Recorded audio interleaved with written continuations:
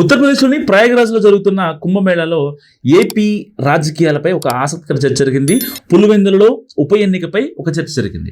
మాజీ MLC BTech Ravi పుణ్యస్నానాలు ఆచరిస్తున్న సమయంలో పులివెందులకు ఉప ఎన్నిక రావాలని బాగా మొక్కుకో అంటూ మాజీ ఎంపీ ఉండి ఎమ్మెల్యే రఘురామకృష్ణరాజు కామెంట్ చేశారు.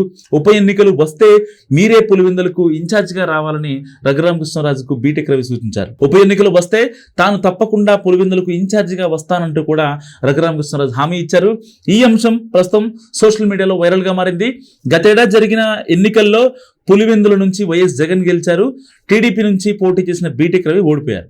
ఎవరైనా ఎమ్మెల్యే వరుసగా 60 రోజులు సభకు గైర్హాజరైతే మాత్రం సదరు ఎమ్మెల్యేపై అనర్హత వేటు పడే అవకాశం ఉంటుంది. సభకు హాజరు కాలేకపోవడానికి సరైన కారణం చూపుతూ స్పీకర్ను వ్యక్తిగతంగా కలిసి లీవ్ లెటర్ ఇవ్వాల్సి ఉంటుంది. ఆంధ్రప్రదేశ్ అసెంబ్లీకి ఇప్పటి వరకు వైఎస్ జగన్ రాలేదు. ఒక ప్రమాణ స్వీకారానికి మాత్రమే వచ్చారు.